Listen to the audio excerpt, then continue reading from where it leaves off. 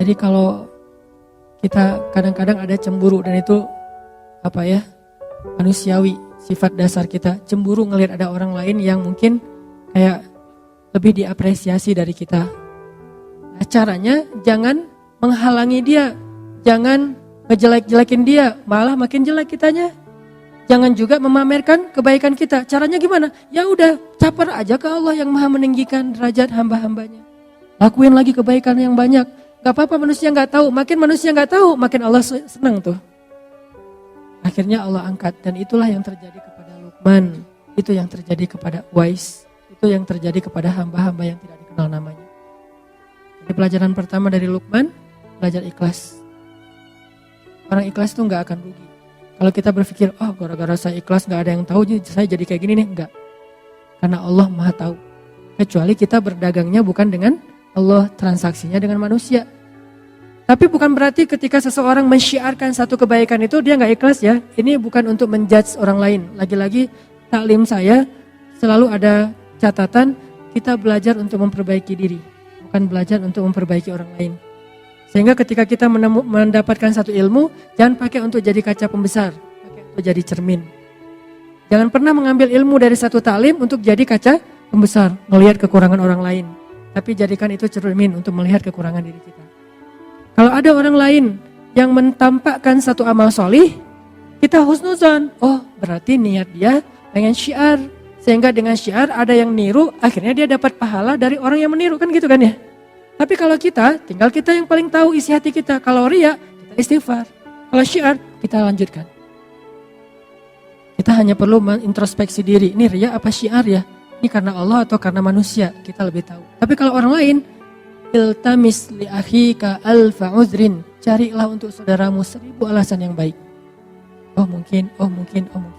Kayak misalnya terakhir dalam 2 tahun terakhir, walaupun bukan cuma satu orang, ini salah satunya nih, Muzammil mensyiarkan tilawah Al-Quran diposting di Instagram. Tilawah Al-Quran itu santai, bisa tilawah sambil main, sambil ngapain, sambil termasuk lagi sholat gitu ya. Dengan pakaian yang biasa aja, terus anak ITB. Syiar nih, akhirnya alhamdulillah banyak juga anak-anak SMA lagi istirahat di sekolahnya, baca Quran, posting juga. Sampai terakhir ada siapa tuh yang gimbal ya, baca Quran gimbal, anaknya kayak reggae banget lah, anak reggae tapi tilawahnya keren gitu kan ya. Ini berkembang terus nih trennya. Berarti kalau niat Muzammil dulu adalah syiar, man sanna sunnatan hasanah, siapa yang mencontohkan suatu contoh yang baik, maka dia dapat pahala dari orang yang mencontohinya tanpa mengurangi pahala mereka. Sebaliknya juga, dulu mungkin kita ngelakuin satu keburukan ditiru oleh orang lain. Berarti kita juga mendapatkan dosa dari orang yang meniru tanpa mengurangi dosa mereka. Na'udzubillahi min dzalik. Jadi gak menjudge orang lain. Cuman untuk diri kita harus hati-hati. Kadang-kadang awalnya sih syiar, tapi lama-lama syiar plus riya. Kayak mau ngaji pas ngaji di rumah biasa-biasa aja. Pas ngaji di halte dibagus-bagusin. Kenapa? Biar jadi syiar kan. Mudah-mudahan gara-gara saya ngaji di halte keluarin Quran. Padahal nggak pakai Quran juga, pakai HP juga bisa kan. Tapi kalau HP kan nggak ketahuan lagi ngaji. Bisa aja lagi chat gitu. Sengaja dia HP ada sih aplikasi mushaf tapi dia keluarin Quran ngaji gitu. Niat awalnya syiar. Biar ditiru sama yang lain. Ternyata orang-orang pada ngelihat ke arah dia, dibagus-bagusin bacaannya. Alhamdulillah nih, pas udah ditiru, rame orang yang kayak gitu. Halte-halte mulai banyak yang ngaji, dia ngomong dalam hatinya, ini gua yang pertama ngelakuin. Tuh kan? Ini nih, ujiannya di situ. Bukan gara-gara itu kita jadi nggak bersyiar. Itu godaan setan juga tuh. Lo nggak usah beramal soleh daripada riya. Itu setan gitu juga tuh. Lo mending kalau ngaji biasa-biasa aja deh daripada ntar dibilang suaranya bagus. Oh iya ya, ya udah. Bismillahirrahmanirrahim. Alhamdulillahirabbil alamin. Ustaz, kenapa ngajinya gitu? Takut riya. Kayak gitu-gitu amat sih. Itu juga jebakan setan.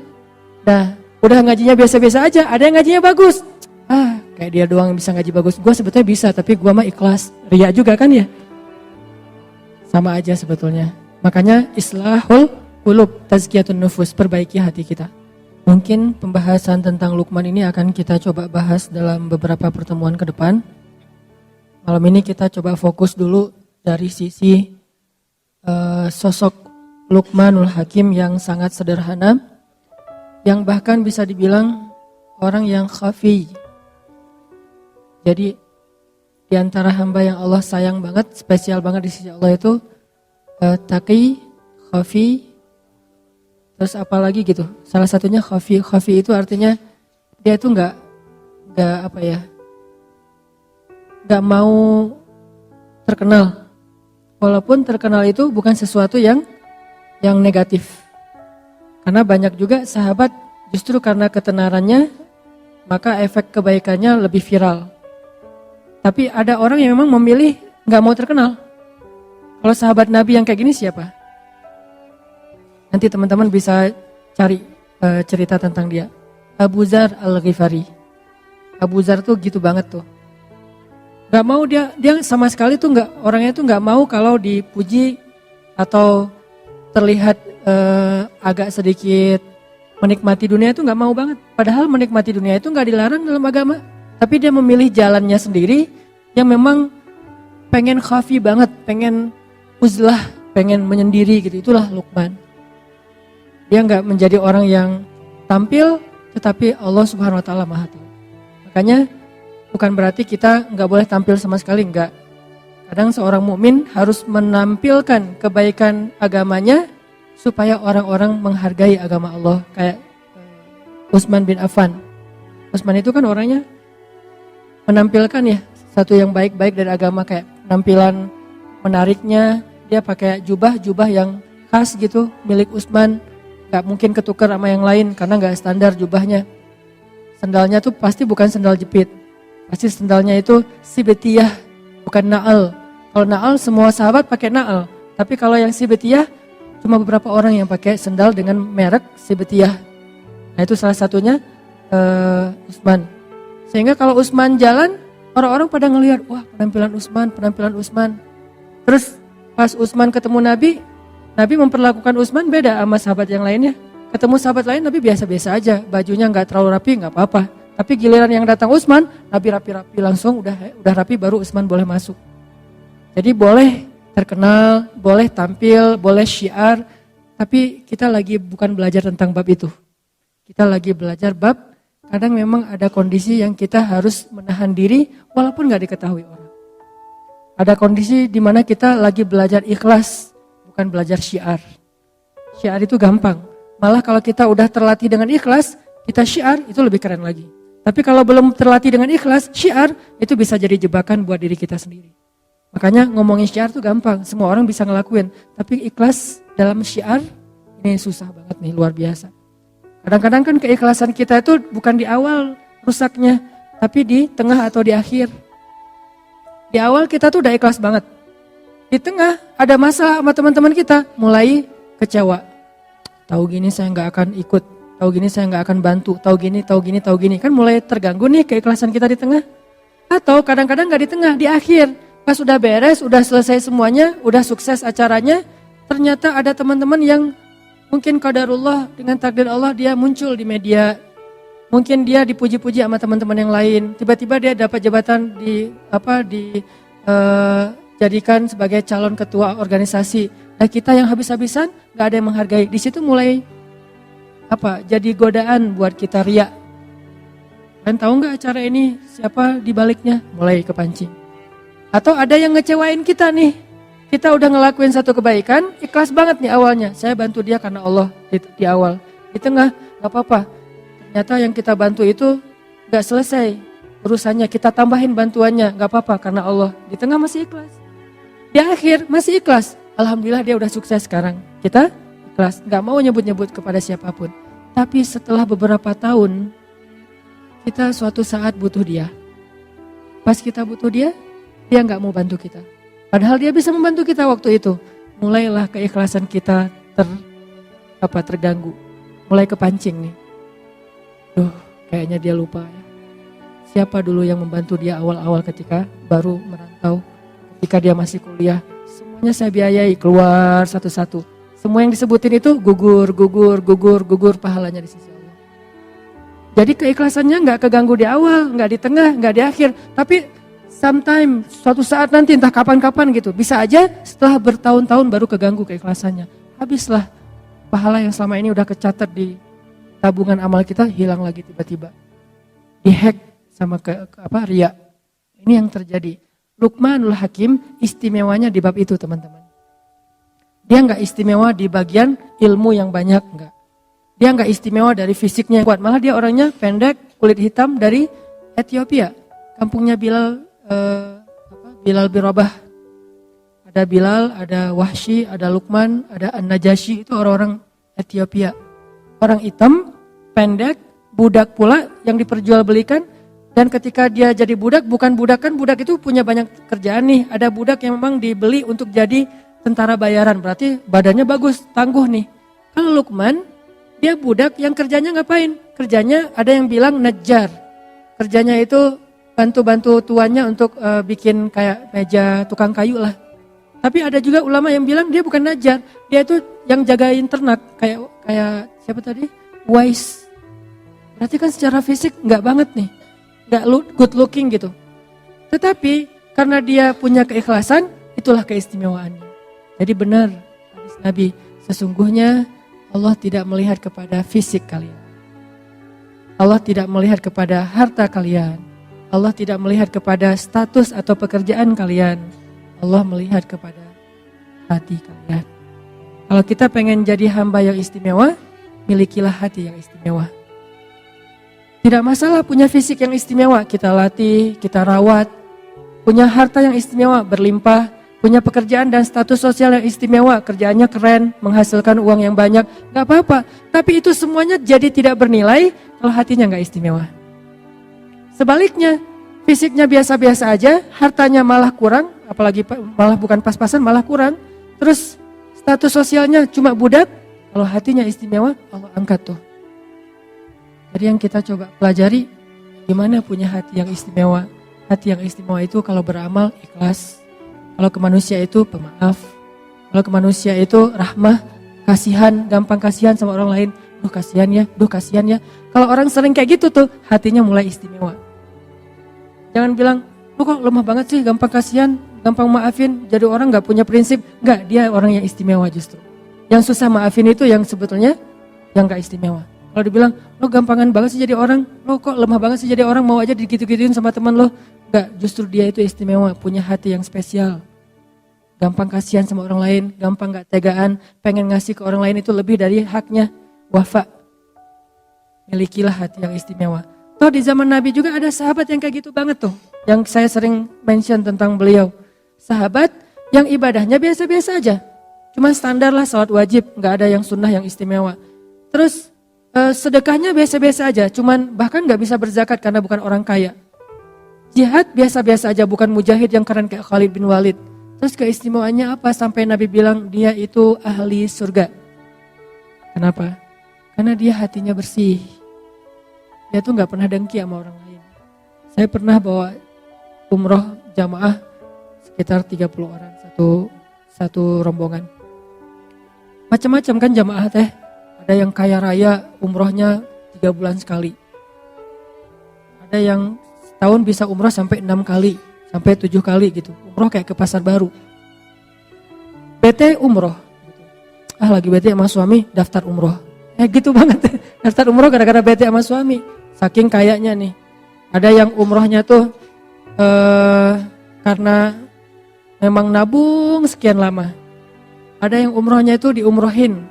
Jadi kayak surprise banget, hadiah banget buat dia. Gak pernah kepikiran bisa umroh. Bisa umroh. Dari sekian banyak jamaah, ada satu orang bapak-bapak yang menarik perhatian saya. Beliau baru pertama umroh. Orang kampung di pelosok Garut dapat Tasik gitu. Terus orangnya udah tua, petani. Setiap hari beliau kalau ke sawah, buruh tani bukan petani, buruh tani. Pergi ke sawah itu jaraknya 5 kilo, berarti pulang balik sehari 10 kilo setiap hari. Makanya tawafnya paling getol tuh. Yang lain tawaf sehari sekali, beliau bisa beberapa kali. Asal sholat jamaah tawaf. Nah ini, bapak ini orangnya sederhana banget. Bukan orang yang mungkin secara educatednya orang-orang yang berpendidikan tinggi, orang-orang di kota, enggak, orang kampung. Yang mungkin cuma lulus SMP atau SD gitu. Bahasa Indonesia nggak bisa. Bahasa Sundanya halus. Kalau bahasa Sunda main mungkin saya masih ngerti nih. Bahasa Sundanya halus gitu. Sehingga diterjemahin sama istri saya. Bahasa Indonesia gak bisa. Terus orangnya diem senyum. Senyum tuh setiap hari. Ini orang yang paling sering senyum yang saya lihat. Sampai wajahnya tuh jadi, bentuk wajahnya tuh jadi senyum. Saking rajin senyum kan ya. Kan ada orang yang bentuk wajahnya cemberut, mungkin sering cemberut. Ada orang yang wajahnya emang dia senyum. Dia gak senyum juga udah senyum gitu teh. Saking sering senyum kebentuk kan. Kayak kita ngelatih otot kita kan kebentuk. Mungkin otot-otot ini gak tahu ya secara ilmiah. Menurut saya nih, otot wajah itu terbentuk oleh gimana ekspresi wajah kita yang paling sering kan. Kalau kita sering senyum, ototnya pasti keangkat dikit. Jadi kalau mau ngangkat ini, jangan pakai alat-alat atau treatment itu. Senyum aja keangkat dikit deh. Pasti itu. Ada yang pengen ini angkat dikit, jangan disuntik, senyum. Insya Allah keangkat tuh. Dia wajahnya senyum, asal ketemu dia. Jadi kita yang lagi capek kan mengurus jamaah umrah tuh lumayan tuh ya. Apalagi haji itu lelah. Pas datang ke ruang makan, ada beliau lagi makan gitu. Senyum, langsung hilang lelahnya. Ini luar biasa nih. Hampir seperti melihat pasangan, hampir ya, nggak sama. Kalau sama bahaya nanti saya di demo. Hampir seperti melihat pasangan. Memang melihat pasangan beda sih, istimewa. Ini hampir gitu. Kalau belum yang pernah ngerasain melihat pasangan, lihat dia aja cukup lah. Senyum, langsung, Pak gimana Pak? Ngobrol. Alhamdulillah gitu. Dia tawaf sehari beberapa kali nggak pernah ngomong. Kalau yang lain-lain kan pulang, alhamdulillah cium hajar aswad. Dia udah berapa kali cium hajar aswad, diam-diam aja. Dan ada orang yang dapat nih kamar dia tuh berempat, ambil yang kuat, 4 orang satu kamar. Dia dikasih yang bed tambahan. Jadi bukan bed yang udah ada di kamar, jadi dia dikasih extra bed gitu yang bednya lebih kecil, terus pair gitu bukan dia pair gitu yang nggak enak badannya, tapi dia nggak pernah, padahal dia bayarnya sama, dia bayar dari tabungan dia sekian lama, bayarnya sama tapi nggak pernah komplain, nggak pernah ngeluh. Wah ini orang ridho banget, tawadu banget, qanaah banget, dan hatinya bersih. Pas terakhir saya ngelihat dia happy aja terus, umrohnya sendiri, yang lain berpasangan semua kan, kecuali dia sendiri yang sendiri sama beberapa orang, nggak banyak sih yang sendiri, tapi dia bisa dibilang sering ngeliat orang berduaan sama pasangannya, tawaf berdua, itikaf berdua kan, umroh kalau berdua kan keren banget ya. Tilawah, bahkan di Masjidil Haram itu by the way ya, ada soft khusus untuk pasangan. Gak tahu kan? Promo. Ada soft di Masjidil Haram ya, itu khusus buat couple. Kalau bukan pasangan gak boleh masuk ke area itu. Tanya, pasangan? Ya. Oh iya masuk. Kita bisa sholat di sebelah kita itu istri kita loh. Itu keren banget tuh. Gimana caranya? Emang dibikin soft tuh modelnya sampai di sebelah memang istri. Jadi kita sholat.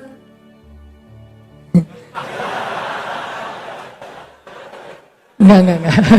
Enggak boleh gitu ya. Tapi kadang-kadang gitu juga sih. Ada yang kayak gitu. Dia mah umroh sendiri, tawaf sendiri, makan sendiri, ke kamar. Kadang-kadang karena emang dia orang kampung banget. Kan satu kamar tuh dikasih kunci cuma 2. Kunci kamar. Dia gak bawa kunci. Sering dia pulang ke kamar, temannya baru pergi. Datang-datang tah jam berapa dia nungguin aja sendiri, gak pernah marah sama temannya. Pas datang, Pak udah lama, lumayan kata dia, gitu senyum. Datang-datang tidur, berarti lelah banget tuh nungguin sampai masuk ke dalam kamar langsung tidur. Luar biasa nih orang. Pas udah selesai umroh saya tanya ke dia, Pak apa sih rahasianya kok bisa nyaman kayak Bapak nih, kayaknya anteng gak ada masalah dalam hidup. Ya terima aja apa yang Allah kasih, gitu doang. Ridho, ini hal yang paling berharga yang saya belajar dari dia. Ridho. Apapun yang Allah kasih, yang terjadi dalam hidup kita hari ini itu pemberian Allah, terima aja lah. Kalau kita terima pasti bahagia. Karena kalau kita gak terima dikasih sebanyak apapun gak bahagia. Sesederhana itu. Ini yang panjang omongan saya nih, dia cuma segitu doang. Terima aja apa yang Allah kasih. Segitu. Saya panjangin jadi ridho lah apalah, jadi teori lah ya. Saya yang menteorikan itu gak bisa kayak gitu. Beliau sederhana tapi bisa. Nah, ada orang yang istimewanya bukan fisik, bukan harta, bukan status sosial, istimewanya hati. Itulah Luqmanul Hakim. Mudah-mudahan kita diberikan hati seperti itu, sehingga Allah Subhanahu Wa Taala mencintai kita karena melihat hati kita yang insya Allah tidak pernah dengki kepada orang lain, gak pernah dengki kepada teman kita yang duluan ke pelaminan, biasa aja. Ini ada surat undangan, dia mau nikah, alhamdulillah. Gitu ya, lama-lama diam-diam aja sih, tiba-tiba terjun dari jembatan.